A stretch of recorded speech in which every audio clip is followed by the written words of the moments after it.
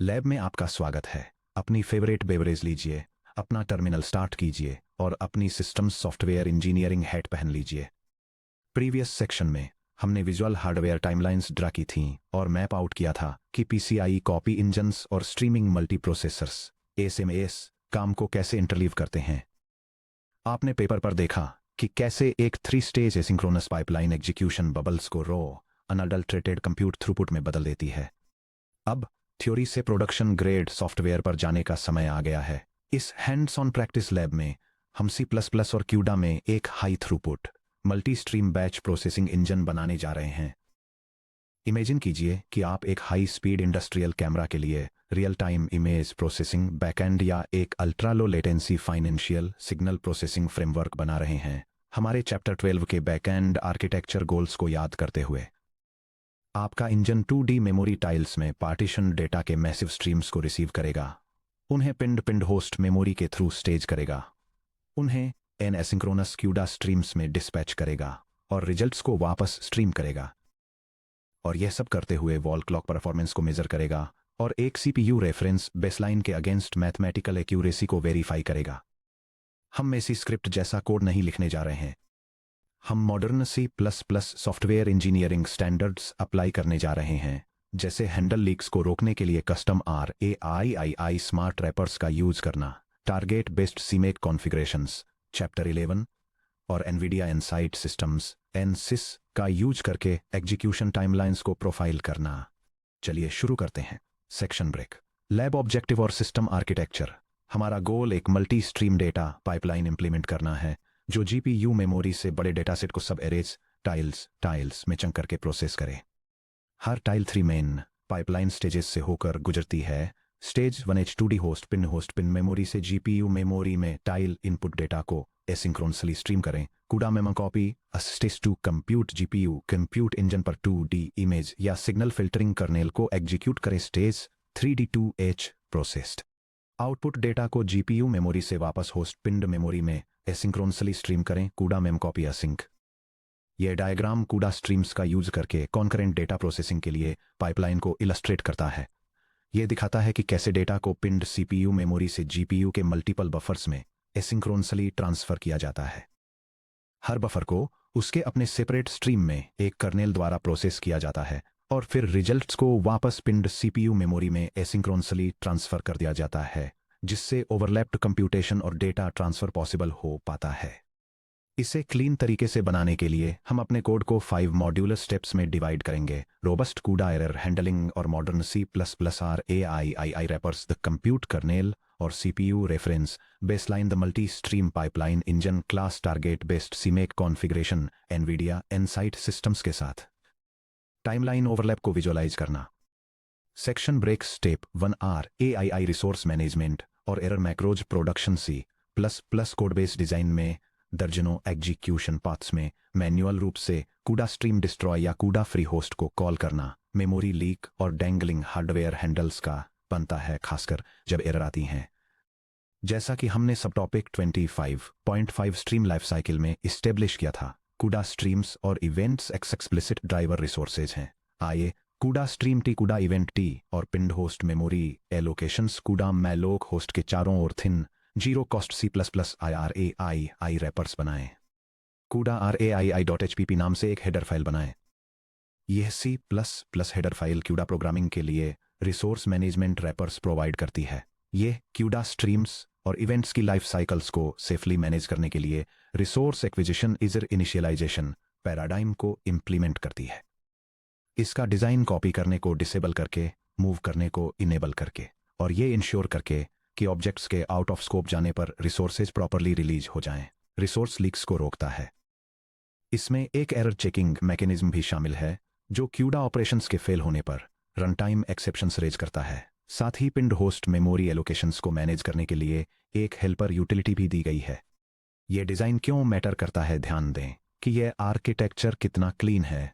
अगर program execution के बीच में कोई एलोकेशन फेल हो जाता है तो C++ स्टैक अनवाइंडिंग ऑटोमेटिकली कूडा स्ट्रीम और कूडा इवेंट के डिस्ट्रक्टर्स को इन्वोक कर देती है, GPU रिसोर्सेज को लीक किए बिना या होस्ट प्रोसेस को क्रैश किए बिना हैंडल्स को क्लीन तरीके से साफ कर दिया जाता है।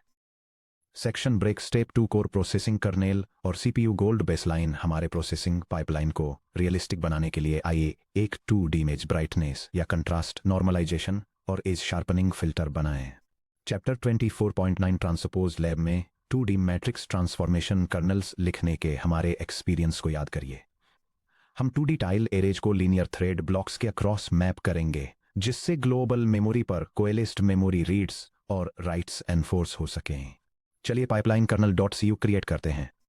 ये CUDA C++ कोड एक पैरेलल इमेज प्रोसेसिंग कर्नेल और इसके सीक्वेंशियल CPU इक्विवेलेंट को डेमॉन्स्ट्रेट करता है। प्रोग्राम पिक्सल्स के एक 2 डायमेंशनल ग्रिड पर एक multi stage non linear contrast transformation apply करता है। ये स्केलिंग पैरामीटर्स के बेसिस पर हर पिक्सेल वैल्यू को मॉडिफाई करने के लिए मल्टीपल इटरेशंस पर रिपीट होने वाले ट्रिग्नोमेट्रिक फंक्शंस का यूज करता है। पैरेलल वर्जन फास्टर एग्जीक्यूशन के लिए काम को GPU थ्रेड्स में डिस्ट्रीब्यूट करता है, जबकि CPU वर्जन वेरिफिकेशन के लिए सेम कैलकुलेशंस को सीक्वेंशियली परफॉर्म करता है। Section break step 3 pipeline engine और एग्जीक्यूशन हार्नेस को बिल्ड करना। अब हमारी लैब का सबसे इंपॉर्टेंट पार्ट आता है main.cpp के अंदर एसिंक्रोनस एग्जीक्यूशन लूप बिल्ड करना। हम एक multi stream pipeline manager create करेंगे जो इन स्ट्रीम्स को राउंड रॉबिन तरीके से हैंडल करेगा। हम कंपेयर करेंगे सिंक्रोनस बेसलाइन एग्जीक्यूशन को, जिसमें ट्रेडिशनल CUDA मेम कॉपी के साथ एक सिंगल स्ट्रीम पर टाइल्स को सीक्वेंशियली प्रोसेस किया जाता है, एसिंक्रोनस मल्टी स्ट्रीम एग्जीक्यूशन से, जिसमें CUDA मेम कॉपी एसिंक और पिंड होस्ट बफर्स का यूज करके n इंडिपेंडेंट स्ट्रीम्स के across stage H2D stage 2 kernel और स्टेज 3 D2H को ओवरलैप किया जाता है। सब टॉपिक्स 25.3 और 25.4 main.cpp क्रिएट करिए। ये C++ प्रोग्राम CUDA का यूज करके सिंक्रोनस और असिंक्रोनस GPU प्रोसेसिंग पाइपलाइंस को बेंचमार्क और कंपेयर करता है। यह पिंड होस्ट मेमोरी और डिवाइस मेमोरी बफर्स एलोकेट करता है, फिर 2 प्रोसेसिंग सिनेरियोज को एग्जीक्यूट करता है। फर्स्ट सिनेरियो डेटा टाइल्स को एक सिंगल स्ट्रीम पर सीक्वेंशियली प्रोसेस करता है और नेक्स्ट को स्टार्ट करने से पहले हर ट्रांसफर और कंप्यूटेशन के फिनिश होने का वेट करता है। Second scenario multiple concurrent streams में राउंड रॉबिन तरीके से डेटा ट्रांसफर्स और कर्नल एग्जीक्यूशन को ओवरलैप करता है। फाइनली प्रोग्राम असिंक्रोनस पाइपलाइन के परफॉर्मेंस स्पीडअप को मेजर और प्रिंट करता है, CPU रेफरेंस इंप्लीमेंटेशन के अगेंस्ट GPU आउटपुट को वेरीफाई करता है और सारे एलोकेटेड रिसोर्सेज को क्लीन अप करता है। Section break step 4 target based CMake के साथ प्रोजेक्ट बिल्ड करना। मॉडर्न C++ स्टैंडर्ड्स का यूज करके हमारी लैब को कंपाइल करने के लिए चलिए एक clean target based CMake lists.txt script लिखते हैं जो सीधे उन CMake प्रोजेक्ट आर्किटेक्चर्स से कनेक्ट होती है जिन्हें हमने चैप्टर 11 में बनाया था। अपनी लैब प्रोजेक्ट डायरेक्टरी में CMake lists.txt नाम की एक फाइल क्रिएट करिए। ये CMake कॉन्फ़िगरेशन फाइल C++ और CUDA को कंबाइन करने वाले एक प्रोजेक्ट के लिए बिल्ड एनवायरनमेंट सेटअप करती है। ये मिनिमम CMake वर्जन स्पेसिफाई करती है। होस्ट और GPU कोड दोनों के लिए लैंग्वेज स्टैंडर्ड को C++ 17 पर सेट करती है और होस्ट मशीन के ग्राफिक्स कार्ड के नेटिव आर्किटेक्चर को टारगेट करती है। बिल्ड कॉन्फ़िगरेशन 3 सोर्स फाइल्स को एक एग्जीक्यूटेबल में कंपाइल करती है। C++ CUDA कंपाइलर्स दोनों पर हाई लेवल ऑप्टिमाइजेशन और वार्निंग फ्लैग्स अप्लाई करती है और नेसेसरी CUDA रनटाइम लाइब्रेरी को लिंक करती है। बिल्ड इंस्ट्रक्शंस अपना टर्मिनल ओपन करिए और लैब एग्जीक्यूटेबल को बिल्ड और रन करने के लिए ये कमांड्स रन करिए। ये कमांड सीक्वेंस एक बिल्ड डायरेक्टरी बनाता है, प्रोजेक्ट को CMake के साथ कॉन्फ़िगर करता है, मल्टीपल प्रोसेसर कोर्स का यूज करके कोड को कंपाइल करता है और कंपाइल्ड स्ट्रीम पाइपलाइन एग्जीक्यूटेबल को रन करता है। Section break step 5 NVIDIA Insight Systems NSYS के साथ ओवरलैप को विजुअलाइज करना। कोड लिखना तो सिर्फ आधी जंग है। एक सिस्टम्स प्रोग्रामर के तौर पर आपको एक्चुअल हार्डवेयर टाइमलाइंस को इंस्पेक्ट करना चाहिए, ये कन्फर्म करने के लिए कि आपके PCIe कॉपी इंजन और SM कंप्यूट कोर्स बिना किसी हिडन सीरियलाइजेशन स्टॉल्स के पैरेलल में एग्जीक्यूट हो रहे हैं। सब टॉपिक 25.6 की स्ट्रीम ब्लॉकिंग ट्रैप्स वाली वार्निंग्स को याद करते हुए NVIDIA Insight Systems NSYS visual timeline verification के लिए अल्टीमेट टूल है। स्टेप 1 प्रोफाइल ट्रेस कलेक्ट करें, अपने कमांड लाइन से NSYS रन करें ताकि CUDA API calls memory copies kernel execution और NVTX इवेंट्स को रिकॉर्ड किया जा सके। यह कमांड एनवीडिया इनसाइट सिस्टम्स का यूज करके एप्लीकेशन को प्रोफाइल करता है और एक परफॉर्मेंस एनालिसिस रिपोर्ट जनरेट करने के लिए कूडा और टूल एक्सटेंशन एक्टिविटीज दोनों को ट्रेस करता है। यह कमांड पाइपलाइन एनालिसिस डॉट एनसिसरेप नाम की एक ट्रेस रिपोर्ट फाइल जनरेट करता है। इसे एनसाइट सिस्टम्स जीयूआई में ओपन करें। एनसाइट सिस्टम्स जीयूआई एप्लीकेशन एनसिस यूआई को लॉन्च करें और पाइपलाइन एनालिसिस डॉट एनसिसरेप को ओपन करें। यह डायग्राम इलस्ट्रेट करता है कि मल्टीपल नॉन ब्लॉकिंग स्ट्रीम्स का यूज करके क्यूडा में कंकरेंट एग्जीक्यूशन कैसे अचीव किया जाए। यह इनसाइट सिस्टम्स से एक टाइमलाइन व्यू दिखाता है जहां कॉन्जिक्यूटिव डेटा टाइल्स के लिए host to device memory transfers, compute kernels और device to host memory transfers overlap होते हैं।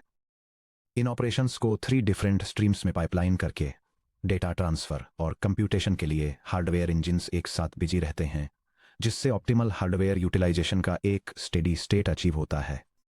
इनसाइट सिस्टम्स में की विजुअल चेकलिस्ट जब आप अपने प्रोफाइल ट्रेस को एनालाइज कर रहे हों तो इन 3 आर्किटेक्चरल बिहेवियर्स को वेरीफाई करें। स्टैगर्ड इंजन बैंड्स हार्डवेयर रोज मेम कॉपी H2D कंप्यूट और मेम कॉपी D2H को देखें। आपको स्टेडी स्टेट एग्जीक्यूशन के दौरान एक दूसरे को ओवरलैप करते हुए 3 कंटिन्यूअस कंकरेंट हॉरिजॉन्टल बैंड्स दिखने चाहिए। Absence of default stream barriers ये सुनिश्चित करें कि स्ट्रीम्स के बीच कोई लंबे वर्टिकल ब्लैंक गैप्स न हों।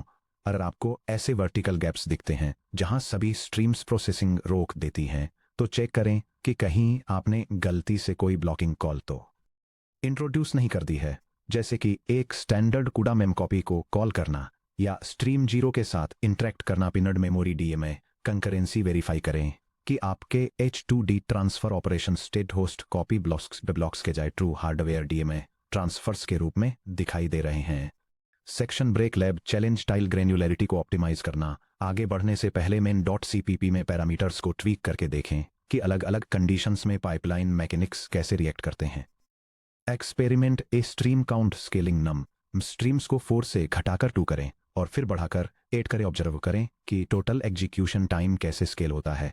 क्या स्ट्रीम्स को 4 से ज्यादा बढ़ाने पर हायर परफॉर्मेंस मिलती है या यह PCIe बस बैंडविड्थ द्वारा तय डिमिनिशिंग रिटर्न्स के पॉइंट पर पहुंच जाता है। Experiment B unpinned memory fallback host arrays के लिए pinned allocator of float allocate को टेम्परेरी रूप से स्टैंडर्ड मैलॉक से रिप्लेस करें। एग्जीक्यूटेबल को रीरन करें और एनसिस चेक करें। नोटिस करें कि कैसे पाइपलाइन कंकरेंसी पूरी तरह से कोलैप्स हो जाती है, जिससे आपका स्पीड अप वापस 1.0 टाइम्स पर गिर जाता है। सेक्शन ब्रेक समरी और व्हाट्स नेक्स्ट। कांग्रेचुलेशंस, आपने C++ और कूडा में एक मल्टी स्ट्रीम डेटा पाइपलाइन को सक्सेसफुली बिल्ड, प्रोफाइल और वेरीफाई कर लिया है। आपने modern C++ RAII handle abstraction supply किए हैं, नॉन ब्लॉकिंग कूडा स्ट्रीम्स में रिंग बफर्स को मैनेज किया है, clean target based CMake build scripts लिखे हैं और एनवीडिया इनसाइट सिस्टम्स का यूज करके हार्डवेयर इंजन ओवरलैप को विजुअली कंफर्म किया है। इस प्रोडक्शन रेडी लैब को कंप्लीट करने के बाद अब इन सभी कूडा स्ट्रीम और इवेंट प्रिमिटिव्स को कंसोलिडेट करने का समय आ गया है। अगले section 25.10 muscle memory cheat sheet stream and event management API and async copy commands में हम आपके द्वारा सीखे गए हर चीज को एक compact quick reference study guide में कन्वर्ट करेंगे।